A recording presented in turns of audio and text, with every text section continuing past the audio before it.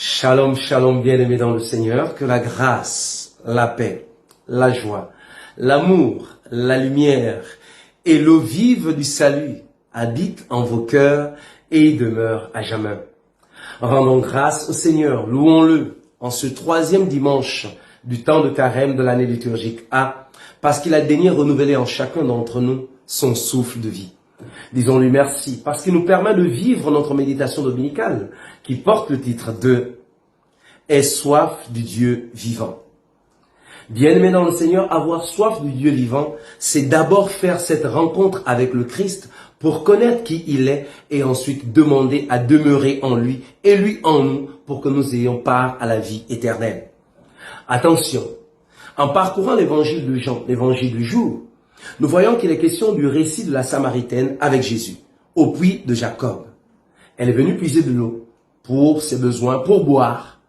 Mais pourtant, après cette rencontre avec le Christ, elle finit par dire à Jésus, « Donne-moi de ton eau, donne-moi de cette eau vive, donc de cette eau qui donne la vie. » Or, de l'autre côté, donc, dans le livre de l'Exode, la première lecture, nous voyons que le peuple récrimine contre Moïse. Doute même du fait que Dieu soit capable de d'épancher leur soif. Mais on pourrait se demander de quelle soif parle-t-on? La soif peut revêtir plusieurs formes. Les épreuves, les naufrages, les doutes, les querelles, les chômages. On pourrait élargir les maladies sous toutes leurs formes, etc. Comment faire pour avoir la solution à cela? Ouvrir nos cœurs au Seigneur. Accepter que Jésus vienne dans le puits de notre cœur, nous rencontrer, discuter avec nous et face à ce dialogue entre lui et nous, que nous soyons capables après de lui dire, Seigneur, donne-moi de ton eau vive.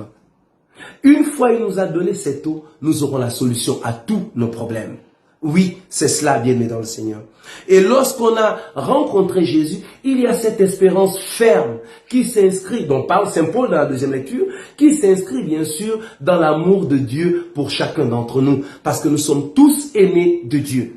Alors prions les uns pour les autres. Demandons au Seigneur de faire cette rencontre avec lui pour qu'il nous donne cette eau vive afin que nous ayons tous part à la vie éternelle pour sa plus grande gloire et le salut de chacun d'entre nous. Loué soit Jésus-Christ à jamais.